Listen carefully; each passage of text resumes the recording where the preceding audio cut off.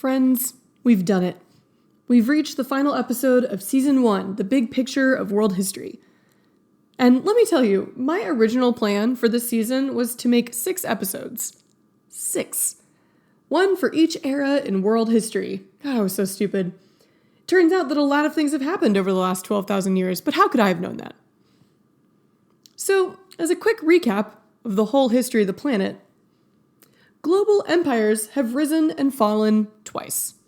That's the way we should just understand the political history of the entire world. It's just been 2 cycles of the rise and fall of global empires.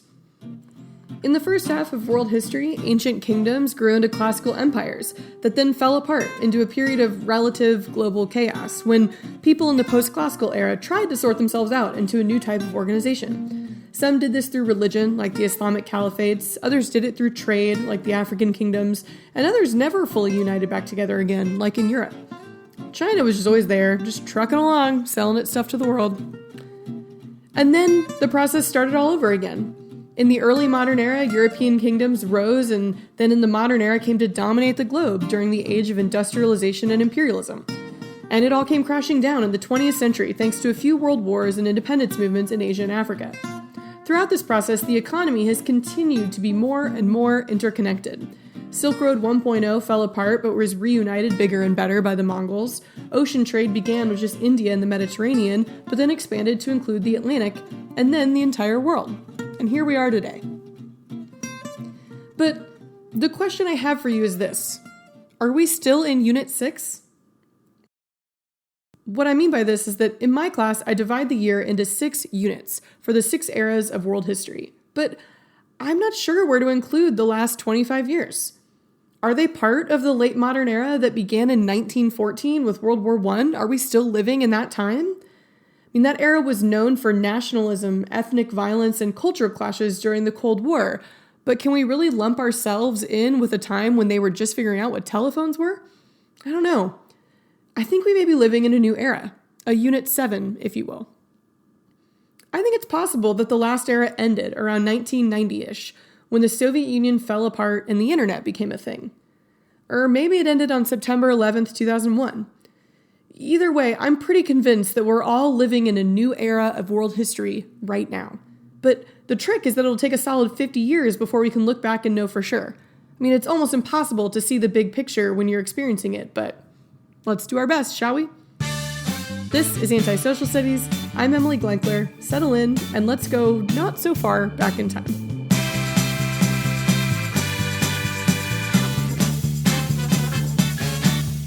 Act 1, the 1990s.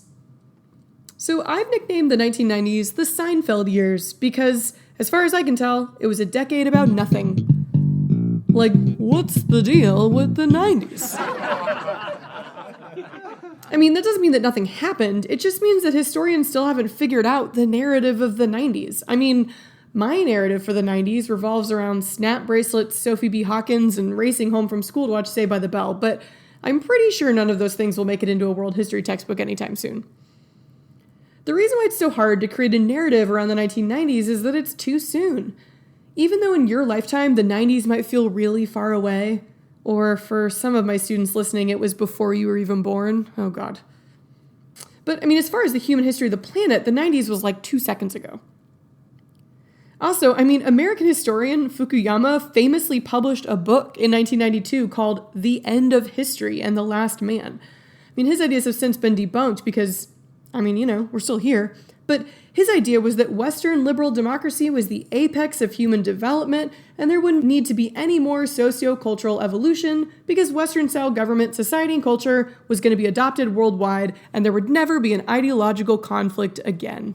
Wouldn't that be nice and Eurocentric? I mean, it's problematic because it's wrong, but also because, yeah, it's so Western-centric. Like, not everyone in the world wants to be like us, Fukuyama.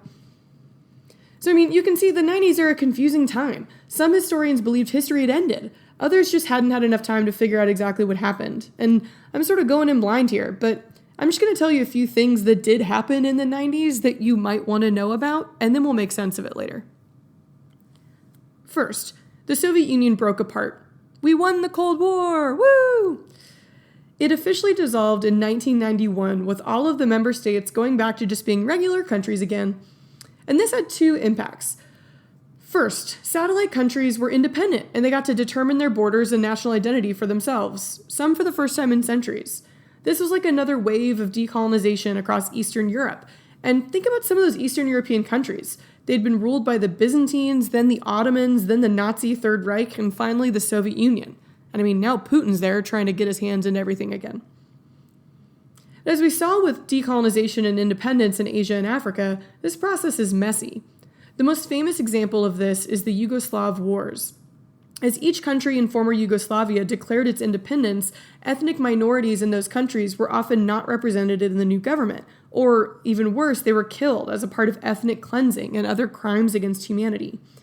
Some groups wanted Yugoslavia to stay united, most notably Slobodan Milosevic and the Serbs. Remember the Serbs? They shot the Archduke Franz Ferdinand because Austria was conquering places where ethnic Serbs lived, and they wanted their own Serbian nation? Yeah, that never went away. The Serbs saw Yugoslavia as their opportunity to finally have a country where all the ethnic Serbs could be united, and they increasingly took over the military. And they used this military to try to annex parts of nearby Croatia and Bosnia, where ethnic Serbs still lived. There were so many different conflicts wrapped up in the Yugoslav wars, and we'll talk a little bit more about some of the conflicts that the US got involved in a minute, but what the wars in general are mostly known for is their brutality. In their attempts to create ethnically pure nations, the majority groups, often the Serbs, although they were sometimes the victim when they were in the minority in nations like Croatia, they committed crimes against humanity. This included mass genocide, ethnic cleansing, which means at best forced deportations and at worst more genocide, and war rape. This is a special type of horror that involves a military being ordered to commit mass rape to speed up the displacement of targeted groups.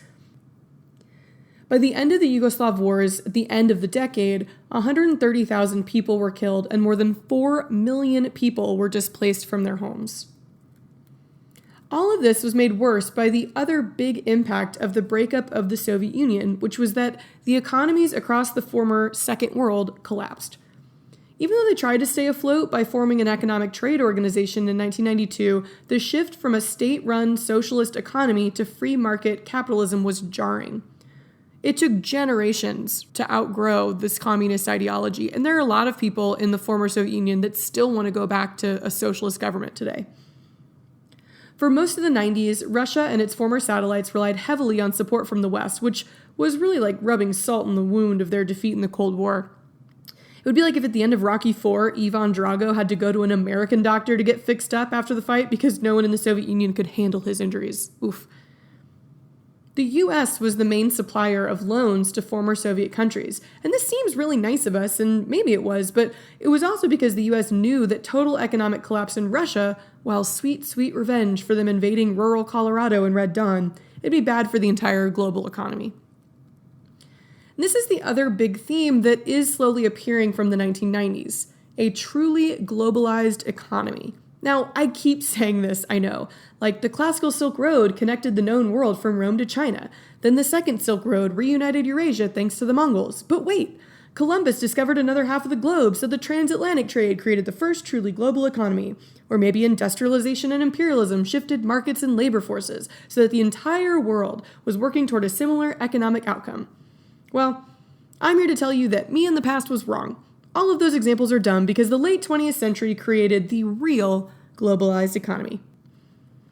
Apparently, President Clinton, Bill that is, had a running theme during his campaign and White House. It's the economy, stupid.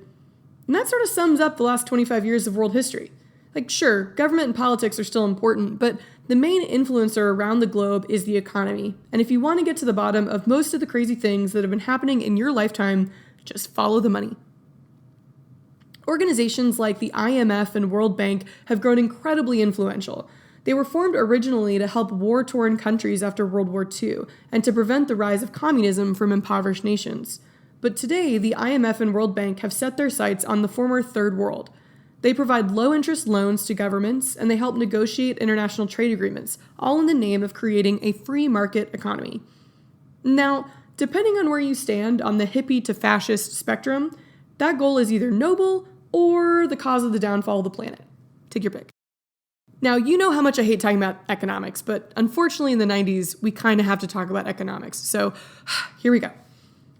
A global free market economy just means an economy that has as few barriers to trade as possible. This means that countries are encouraged to lower tariffs, making it cheaper for foreign products to enter other countries' markets.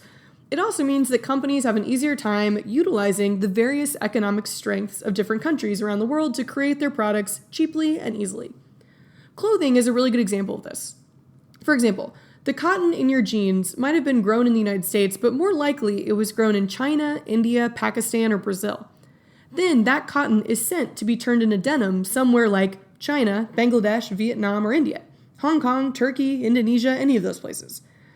Then it may be sent somewhere else, like maybe Italy, to be dyed, and then somewhere else to be cut and sewn, and then finally to the United States to be marketed and sold. Oof, it's exhausting.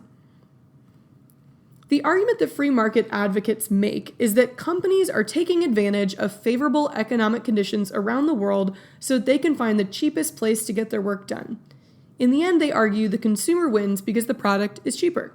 And according to proponents of free markets, conditions within each country all improve. This is the key. I mean, they're not arguing that economic conditions all improve equally. Like, they're not saying that the garment worker in Cambodia is living at the same level as a Levi's ad executive in New York City, but they argue that everyone's economic situation is better than it was before. And, I mean, quantitatively, that's true. Opponents of free market reforms argue that this is really just a new form of economic imperialism. Less developed countries are getting taken advantage of and are forced to do the difficult jobs for way less money than an American would get paid to do the same thing. These are the sweatshops that we typically hear about from college students as they protest while wearing their hippie-inspired dress from Urban Outfitters. But, I mean, it is a real problem. Companies like Nike became infamous in the 90s for using subpar factories, especially in Asia, and paying their workers incredibly low wages, sometimes around $1 a day. The other argument that free market opponents make is that all of this is creating a global consumer culture that is unsustainable. Basically, it's too much of a good thing. We're now conditioned to want everything as cheap and as fast as possible. I'm looking at you, Jeff Bezos. And we are willing to overlook poor living standards and damage the environment to get it. Think about those blue jeans again. For example, how much water do you think it takes to make those jeans? To grow the cotton, dye the fabric, machine wash it until it has the perfect, brand new but lived-in vibe. It takes 1,800 gallons of water to produce one pair of blue jeans. And that's not taking into account the environmental impact of transporting the materials all around the globe throughout the process. I mean, that's insane. So anyway, whatever you think about the free market economy, it's happening. It's also the reason why US manufacturers and other typical American jobs are going away. It's ironic because the American economy as a whole really benefits from a free market economy, but companies trying to employ American workers can't compete with this new globalized setup. So you have American workers, especially in manufacturing, who are losing their jobs, but are also excited that a Walmart is opening up in their town so they can buy cheap jeans. It's called irony, kids. Some parts of the world have started forming international blocs that are essentially free market zones. The European Union is the best example of this. They've decreased barriers to trade and movement within EU member countries. So companies can set up shop anywhere. People can move to find jobs anywhere, and they all use the same currency. Except Britain, for some reason, who I guess was still trying to hold on to their imperial attitude for just a little while longer.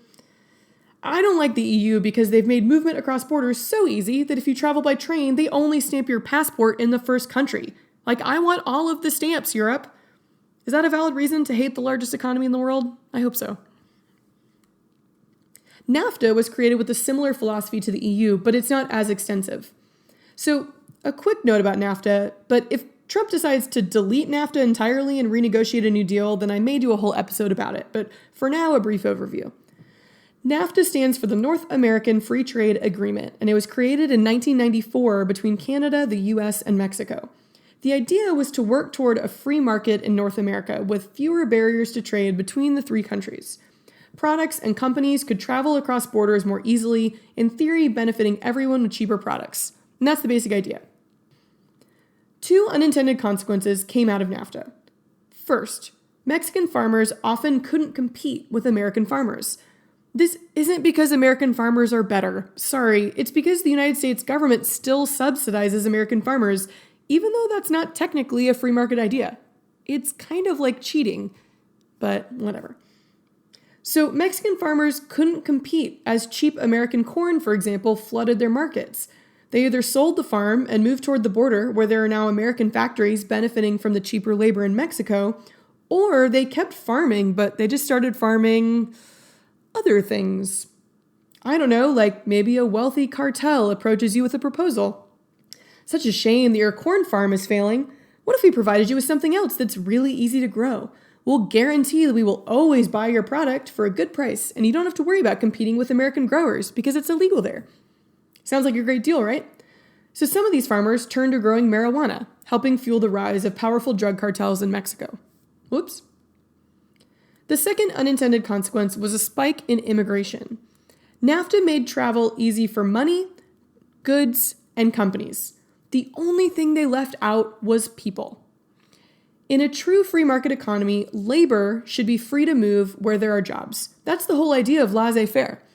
But the US didn't want to open up the border with Mexico, and so that stayed out of the deal. And this is why we've seen a massive spike in illegal immigration from Mexico over the last 20 years.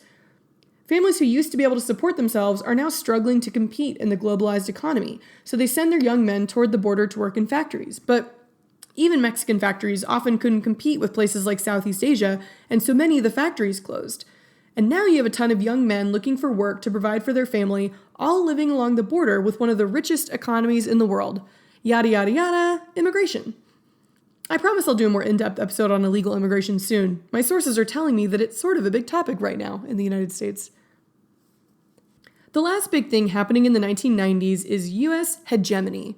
Hegemony means one thing having basically complete power. We were the lone superpower, and it was wonderful. I always tell my students, the 90s were a great decade to be alive. Some might say it was the last great decade to be an American. Sorry you just missed it. We had about 10 years between the collapse of the Soviet Union and 9/11 when the U.S. was basically untouchable. Our economy was booming, our enemies were weak, and we had a cool president who played the saxophone and took advantage of women without anyone seeming to care all that much. Man, Trump missed his time by just 20 years.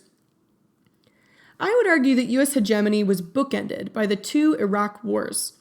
So first, when Saddam Hussein ordered the 1990 Iraqi invasion of the small oil-rich nation of Kuwait, the U.S. stepped in. This was the first Iraq War.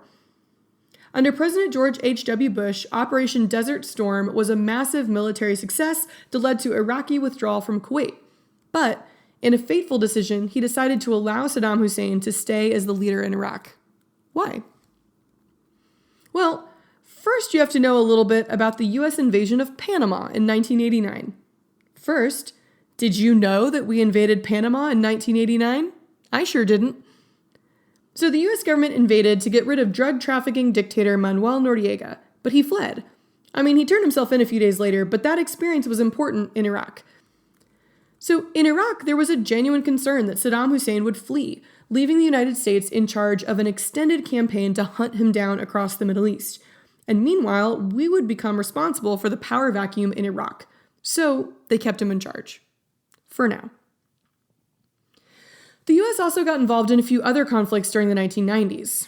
If you'll remember from a previous episode, we sent peacekeepers to Somalia that led to the Black Hawk Down incident. And before we talk about the semi-successful interventions in Yugoslavia, I want to quickly acknowledge our biggest failure in the 1990s, Rwanda. The Rwandan genocide was occurring throughout the 1990s, and basically everyone knew about it, and no government stepped in to stop it. The UN kept passing resolutions that did nothing, and after the fact, they created the International Criminal Court to administer trials for crimes against humanity.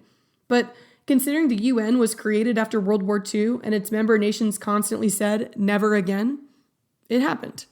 Again. The US was more proactive in Eastern Europe. Working through NATO, the US intervened in the various conflicts during the Yugoslav wars. NATO sent air forces and troops to intervene in the Bosnian War between the government of Bosnia and Herzegovina and the various ethnic groups of Serbs and Croats who wanted to break away and join Serbia and Croatia, respectively. NATO also supported the Kosovo Liberation Army as it fought for independence against Yugoslavia. This included bombing Serbian military positions in response to a new wave of ethnic cleansing committed by the Serbs against the people of Kosovo. President Clinton, Bill, not Hillary, he once said that the conflict across Yugoslavia was like, quote, a metaphor for the struggles of the 20th century. I think he's right. The last few episodes, we've been talking about nationalism, self-determination, views of ethnic superiority, and arguments over land. And that's the 20th century in a nutshell. Thanks, Bill. So, what were the 90s about? What's the big story? I have no idea. My guess is that historians may look back and see the 90s as the last part of the golden age of the United States. Every civilization has a golden age, and I think ours started during World War II. We swept in and saved the world from evil dictators, then we came home and had a lot of babies, bought cars, and moved to the suburbs. We had a civil rights movement that extended tolerance, at least on paper, to all people, and we won the ideological battle of the Cold War. That sure sounds like a golden age to me. But everything changed just 1 year into the new millennium.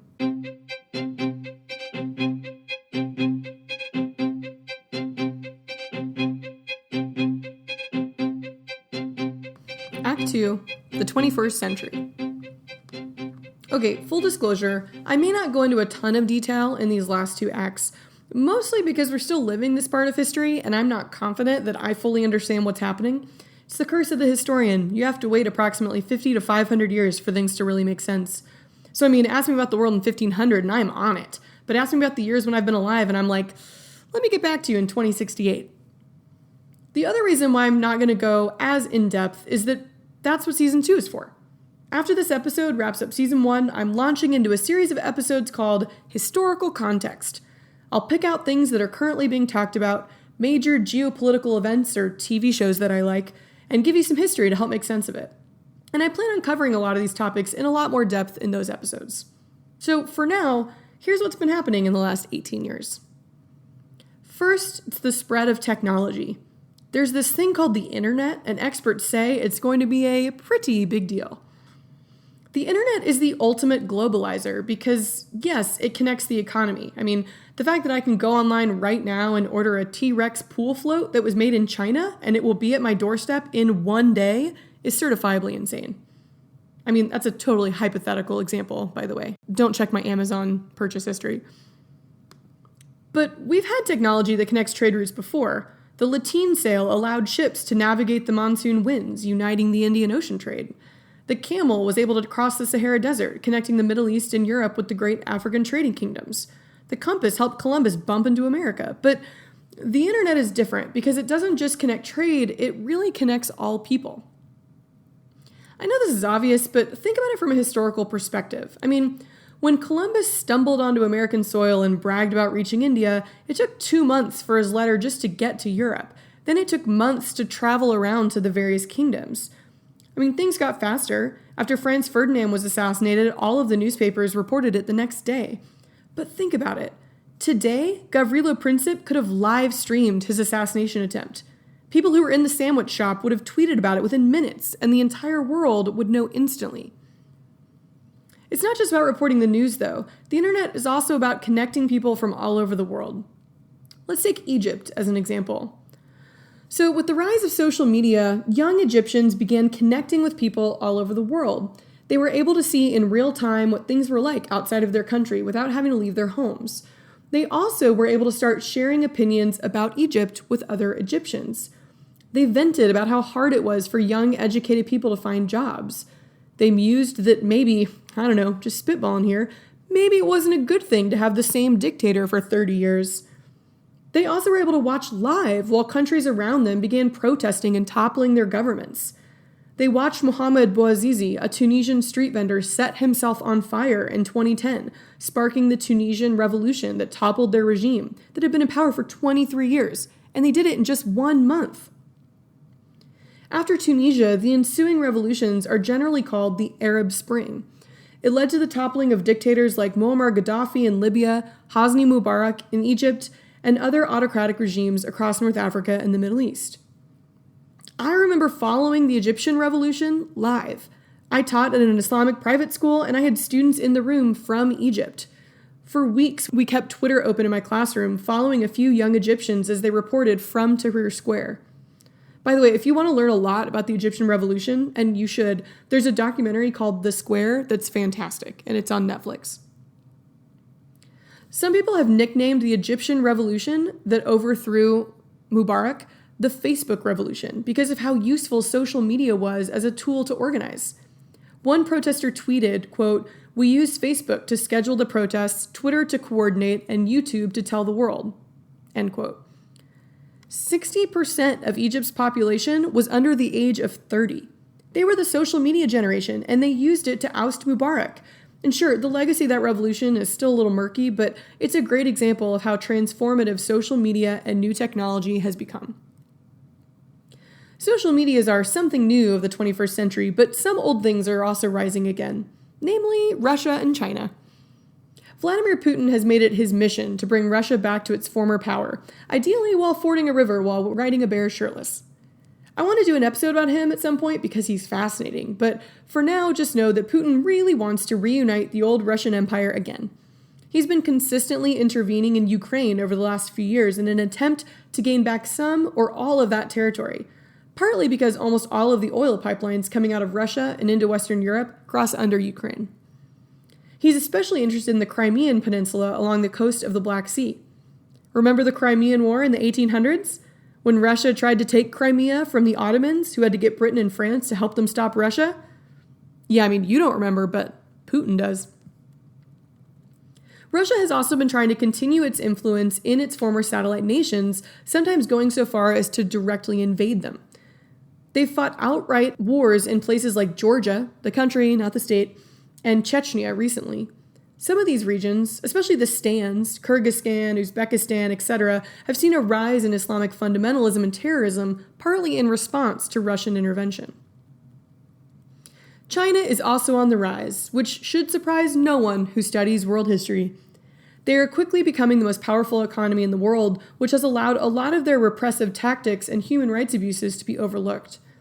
They're also just so freaking big. Like, everyone in the world wants to avoid a war with China, so they've been able to hang out and dominate Asia, still proclaiming communism, and we're like, fine, as long as you keep making all the things we want, i.e. T-Rex pool floats, we'll let it slide. So a lot of people bring up the fact that China owns around 10% of the US debt, and that's true. As of January 2018, that came out to $1.27 trillion that China holds. Japan is right behind them with $1.22 trillion, by the way, but I mean, don't worry, they're not going to knock on our door and ask for it back tomorrow. Because Americans buy 1/4 of everything China produces. Our economies are so intertwined, it's like our new version of mutually assured destruction. Instead of nuclear weapons, it's trade. No one in the US would be dumb enough to go to war with China, even if it's just a trade war, because that would damage everyone's economy. Wait, what? What is Trump doing with tariffs? Oh, come on. But the main event that has dictated everything else that's occurred in the 21st century is 9/11. After the September 11th attacks, the globe shifted into a new war on terror. I said it a few episodes ago, but this is like our generation's Cold War. It overshadows every international interaction and every other conflict in the world. After George W. Bush's Axis of Evil speech, it became pretty clear that you were either with us, fighting terrorism, or you were against us. He even gets his own doctrine called the Bush Doctrine. You can read about it in textbooks if you're at a public school that's lucky enough to have a book that's not over 20 years old. But the Bush Doctrine includes two big things. Unilateral action, which means the U.S. does things regardless of the advice or desires of our allies.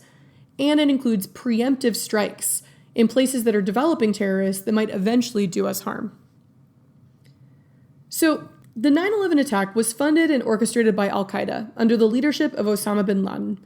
Al-Qaeda was headquartered in Afghanistan, which is why the U.S. invaded Afghanistan just months after the 9/11 attacks. The U.S. military, and in this case supported by NATO allies, toppled the Taliban government in just 2 months. But again, as we've seen throughout world history, conquering is the easy part. The last 17 years have been spent attempting to build up a new Afghan state and eliminate terrorist elements in the country, especially in the eastern half that's much more difficult to police. The Taliban is still relatively influential in the eastern half of the country. But the war in Afghanistan doesn't really follow the Bush Doctrine. First of all, we did it with the support of our allies, so it wasn't a unilateral action. And also, it wasn't really a preemptive strike. I mean, we could trace the September 11th attacks back to Afghanistan. So the Bush Doctrine was really first put into effect in Iraq. In 2003, the United States invaded Iraq and ousted Saddam Hussein, finishing the business that Bush 1 had left open after the Gulf War. And this was done unilaterally, meaning the invasion was done without the support of NATO. At the time, it was justified by citing that Iraq was developing WMDs, or weapons of mass destruction. The Bush administration argued that a preemptive strike was necessary to prevent an attack by Iraq. Enough time has passed to definitively say that this wasn't true. Multiple organizations have extensively searched the country and studied Iraq since then, and they've found no evidence of this. In fact, a US-led investigation found that Iraq had destroyed its nuclear program long before the invasion, thanks to UN sanctions throughout the 1990s. Whoops. Also, rhetoric used to justify the invasion of Iraq just 2 years after the September 11th attacks created an impression among many members of the public that Iraq was somehow connected to the attacks. It wasn't. Really. Yes, Saddam Hussein was a ruthless dictator, but there was no evidence that he, his government, or any of his citizens had anything to do with 9/11. Of the 19 hijackers, 1 was from Lebanon, 1 from Egypt, 2 from the United Arab Emirates, and the other 15 were Saudi. The war in Iraq officially ended in 2011, and the war in Afghanistan officially ended in 2014, but obviously there are still a lot of American troops on the ground. Soon after the US officially pulled out of Iraq, a civil war erupted as different groups struggled to take control over the relatively weak government. One of these groups is ISIS, an Islamic terrorist organization that wants to conquer land across Iraq and Syria to create a new unified Sunni caliphate. I mean, in a lot of ways, this is just another version of the conflicts of the 20th century. Borders drawn by Westerners that don't make a lot of sense, and various ethnic or religious groups that are fighting for control of land to create their own self-determined nation. ISIS is just using particularly horrific methods to gain control of that land. So much so that Al-Qaeda has made statements to distance itself from the organization. Like, you know you're bad when Al-Qaeda doesn't want to be associated with your brand of terrorism. For now, it looks like ISIS's power is waning, especially in Syria, but only time will tell.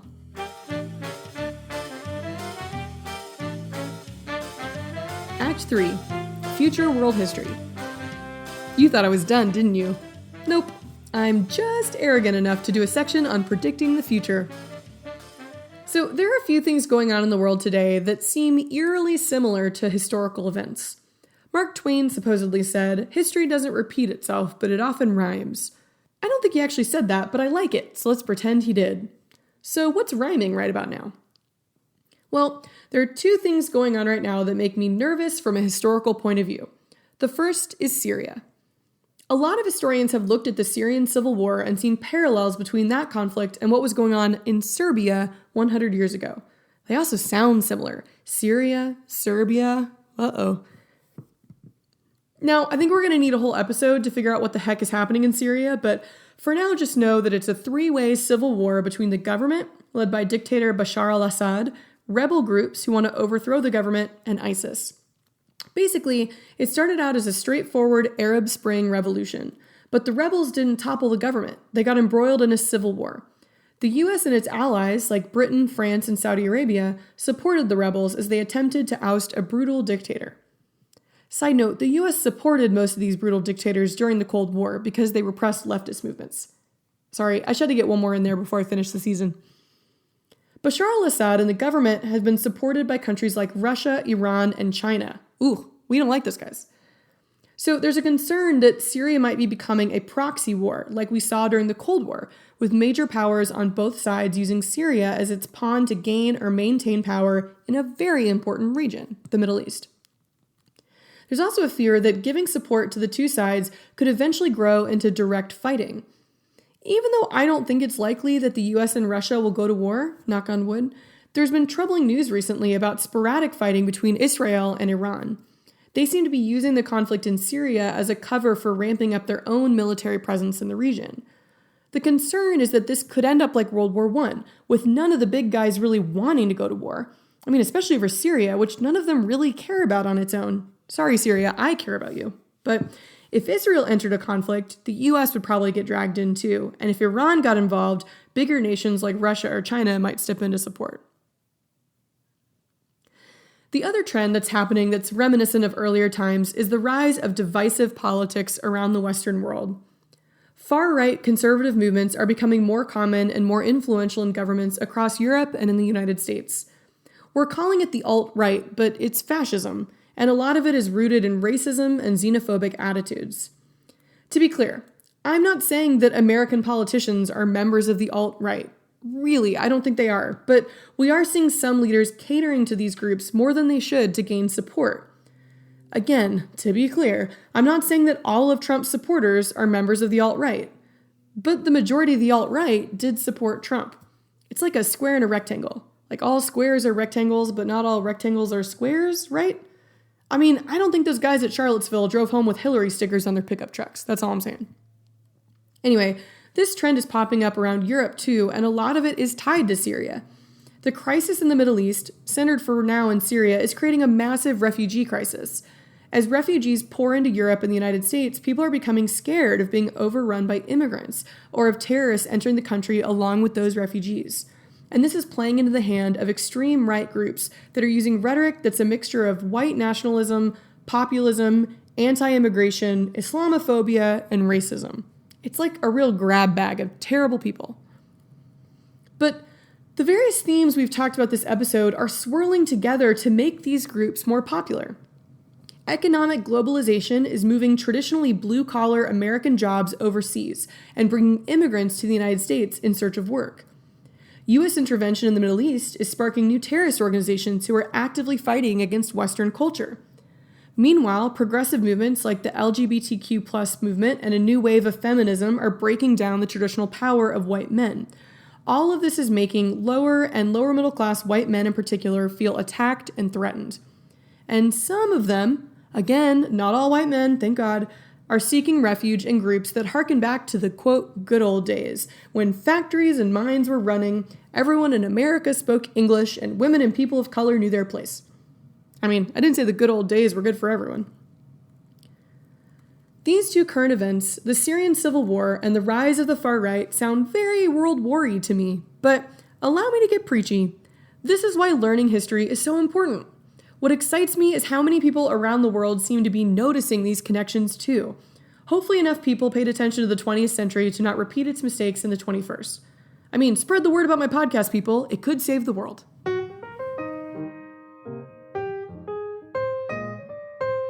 So, I want to end season 1 with a thought experiment.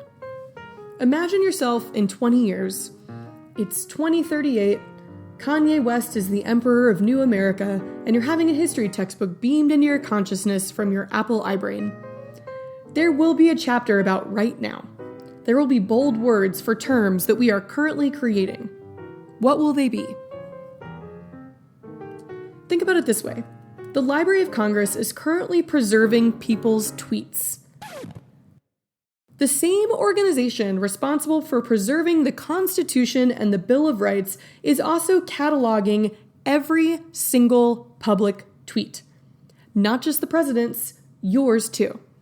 Every tweet, every Facebook post, every hashtag is now a primary source that people in the future will use to understand early 21st century society. Graduate students in 500 years might write their thesis on the true meaning of covfefe, or the influence of dabbing on American culture. It's really upsetting to think about. So if I'm betting, here are some people or events that are going on right now that I think will be bold words that my son will learn about one day in his history class.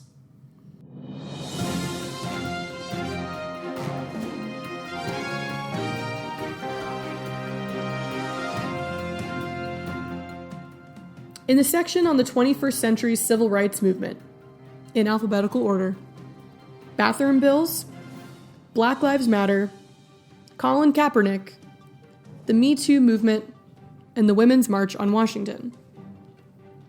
In the section on post-Obama politics, Hillary Clinton email controversy, we get it, the March for Our Lives, Robert Mueller, fake news, and Anthony Scaramucci. Just kidding, but man, he was fun while he lasted, right? In the section on American culture, just 2 things. The first, postmodernism.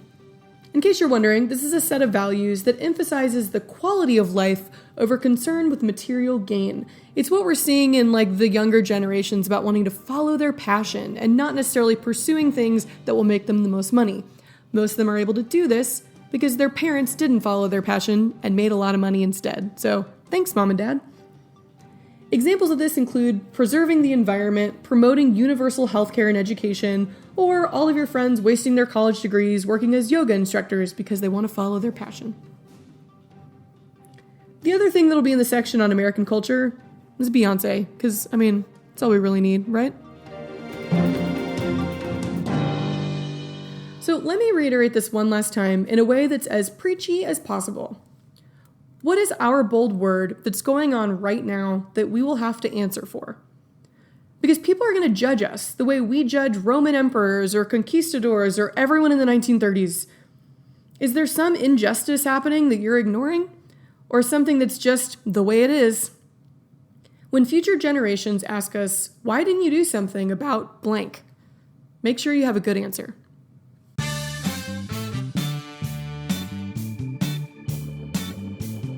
Now, before I go, just a quick plug.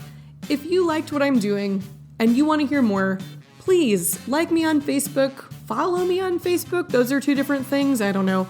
Or go follow my blog. I want to be hearing from you about what things you want me to talk about in Season 2. Season 2, again, will be historical context. Instead of being sequential episodes that tell one long story, I'll do an episode on various topics one at a time. So please tell your friends, follow me on Facebook, make sure that you subscribe to my podcast so that you can check out Season 2. Thank you so much for listening, and I'll talk to you soon.